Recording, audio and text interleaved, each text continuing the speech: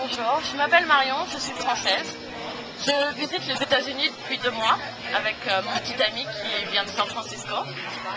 Et donc oui, je suis à San Francisco depuis maintenant 2 mois. Et j'ai cherché quelque chose à faire de constructif aux États-Unis, comme travailler, faire un stage.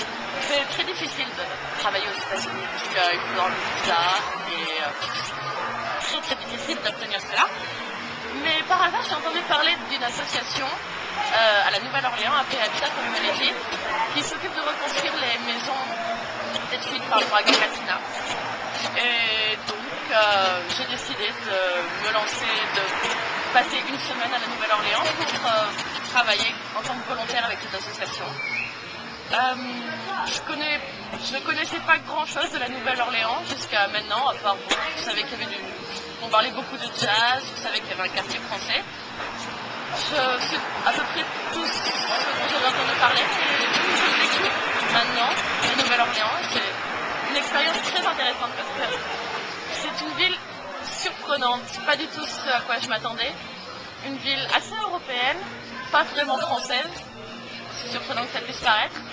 Une ville pauvre et un peu bordélique, mais en même temps une ville avec une atmosphère assez fascinante, une énergie et une atmosphère festive.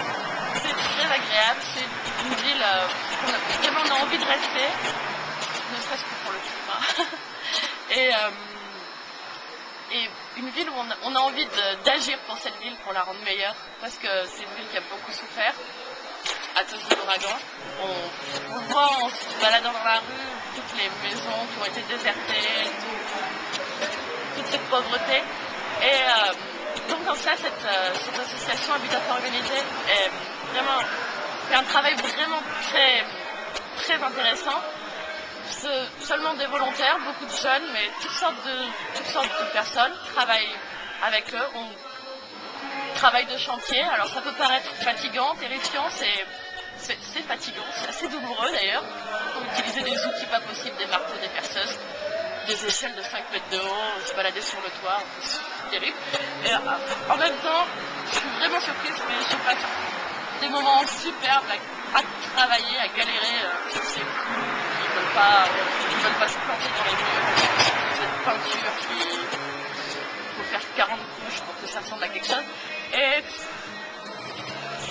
c'est vraiment, je dis pas que, je veux dire que c'est un travail de volontaire. Alors je veux pas m'auto-glorifier et dire c'est magnifique de faire ça pour aider ces pauvres gens, parce que c'est vraiment agréable, on s'amuse bien, c'est très drôle. Super bonne ambiance, on rencontre des gens. Et puis, on n'a pas l'impression d'avancer beaucoup parce que bon, qu'est-ce qu'on fait? On plante 3 clous. Au final, après une semaine de travail, on n'a pas l'impression d'avoir beaucoup avancé.